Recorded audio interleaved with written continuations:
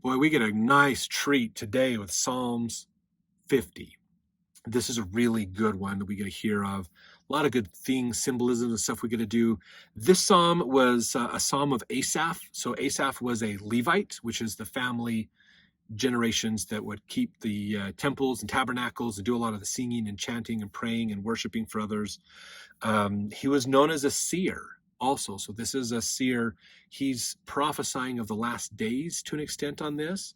The thing that's so cool about this psalm is when you think about this in reference to the sacrament. Now, we do the sacrament every Sunday at church.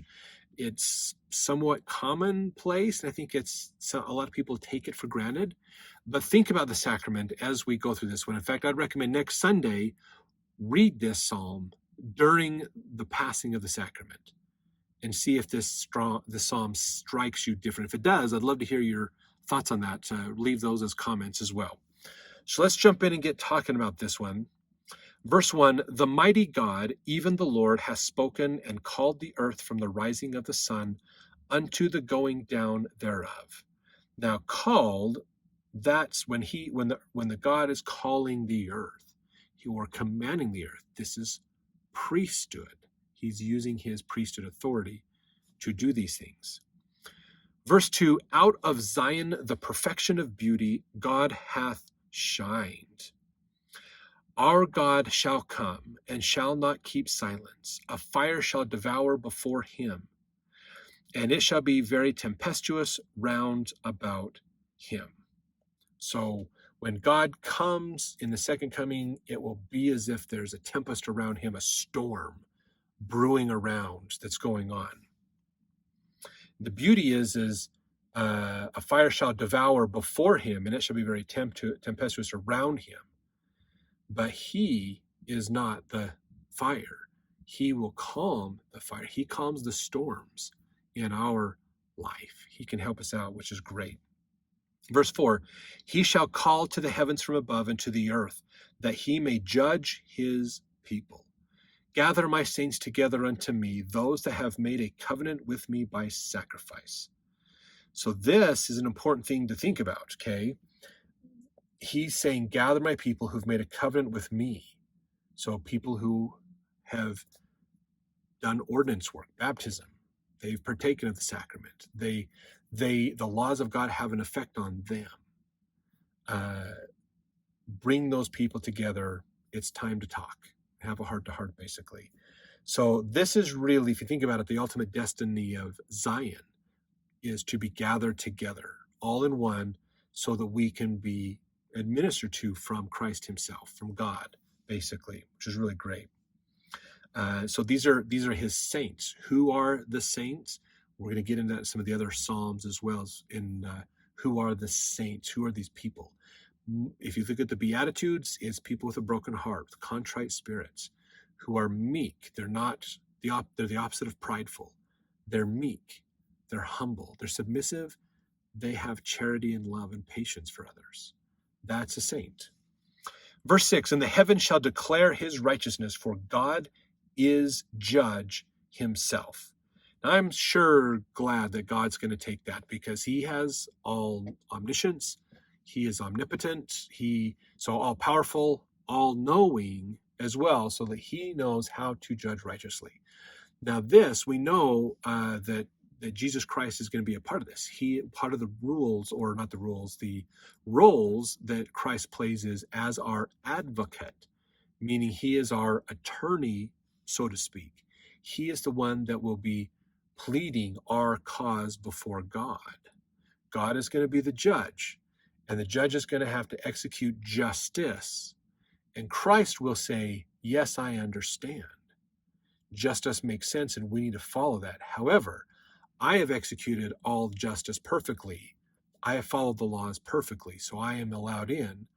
I want this person allowed in too, not because they're good, but because I was good. And they did what I have asked of them. And so I pay the price for them so that they can get in. So Christ knows each one of us through his atonement. He knows us. He knows our pains. He knows our suffering. He knows exactly how to help us in every moment of life. And so he is going to be the judge of us because he can judge us perfectly. Verse 7, hear, O my people, and I will speak, O Israel, and I will testify against thee. I am God, even thy God. So this is God speaking, starting in verse 7. This verse 8, I will not reprove thee for thy sacrifices or thy burnt offerings, to have been continually before me. I will take no bullock out of thy house, nor he-goats out of thy folds. For every beast of the forest is mine, and the cattle upon 1,000 hills.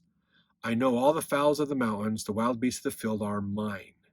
If I were hungry, I would not tell thee, for the world is mine, and the fullness thereof.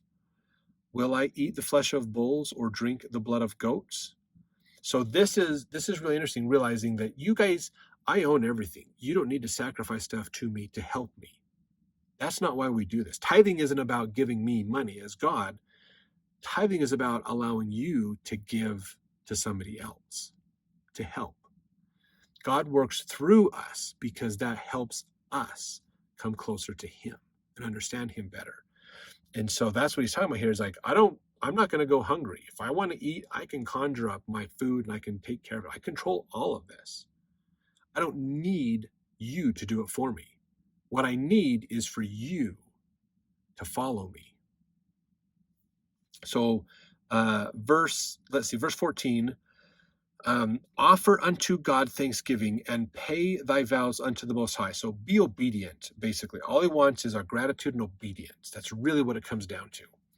Verse 15, and call upon me in the day of trouble, and I will deliver thee, and thou shalt glorify me. That's all it is. He wants us to be grateful for him and pray to ask him to help us, and he wants us to be obedient to him. That's it. I mean, really, that's not bad. He wants us to ask for help. So why not ask for help? Why not pray more in your life? Why not ask for God to help you? Why would you trust in your own self? When God is willing to help you, he just wants you to ask it. That's it. Ask and he'll help you. Have faith in him. And obey. Pretty simple. So let's see, verse 16. But unto the wicked God saith, what hast thou to do, what hast thou to do to declare my statutes, or that thou shouldest take my covenant in thy mouth? So what he's talking about is, where is your authority to teach my principles? I didn't give you authority to do that. So where are you getting your authority from to do that? Verse 17, seeing thou hatest instruction and castest my words behind thee. So they want to teach the gospel, but they want to teach it the way they want it to be done, not the way God wants it to be done. This is important. Okay, we can talk about agency and things all we want, but we always have to realize there is the way God wants it, and there's the way the rest of us have agency to do things.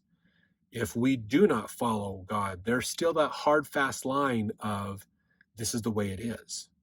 So this is something that is a lesson that is so lost on the modern world today, of this anything goes. So long as you show love to people, it's okay. And that's not true. So long as you show love to the people that I think you should show love to, it's okay, is really what the message is that's not being spoken out loud. And this is important because as much as we can talk about free love or just love is all you need, what this is saying is, no, there is a hard, fast line. And if we cross the line, we're going to have to deal with that. But God controls that line and works on that. That's not for us to define. So we have to be careful. If we think we know where that line is, we might not know where that line is. We're not the judge. God is of where that line is. So we should always defer to God. Verse 18, when thou sawest a thief, then thou consentest with him, and hast been partaker with adulterers. Now this is a challenge here of basically when you saw evil happening, you participated, you contributed, you enabled it to happen. Verse 19, thou givest thy mouth to evil, and thy tongue frameth deceit. Thou sittest and speakest against thy brother, thou slanderest thine own mother's son. This is this Master Mahan principle of how can I enrich myself at the expense of others. Verse 21, these things hast thou done, and I kept silence. Though thou thoughtest that I was altogether such an one as thyself, but I will reprove thee and set them in order before thine eyes. Now, this one sounds a little confusing in how it's phrased, and Joseph Smith actually talks about here in there towards the end. He says that instead of "and set them in order before thine eyes," Joseph Smith translates this to say, "and set covenants in order before thine eyes." So this is God going, look, I know wickedness pays temporarily. As long as you're on the earth, wickedness can actually be beneficial and pay. You can get wealthy from being sinful. You can live a great life and still sin horrendously.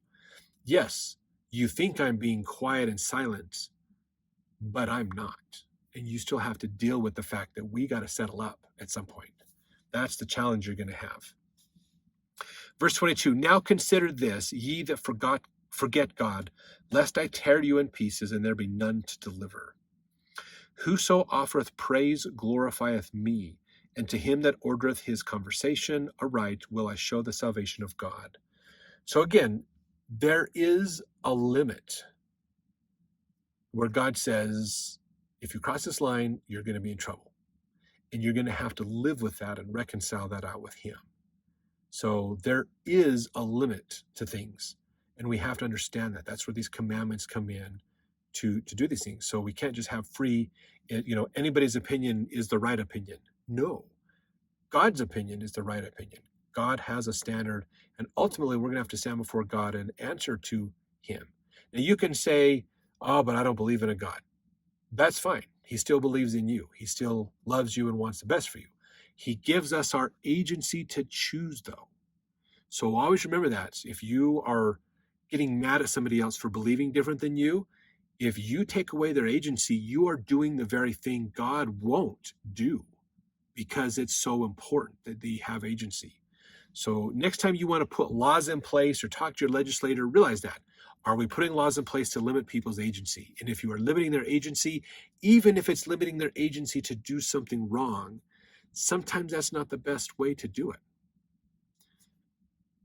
I would err on the side of allowing people their agency, but putting a consequence to choices. If you choose this, here's what your consequence is going to be. That's better than denying them their agency, because they can still choose. Or doing things that said, we want to encourage you to go this direction but you have to make your own choice. So I hope you've enjoyed Psalms chapter 50. The next one is just as equally awesome as well. So think about this, read this psalm when you think of the sacrament, and it makes so much more sense of understanding justice and mercy and how that applies with us in the gospel of Jesus Christ with his atonement to help us out. We'll see you in the next chapter.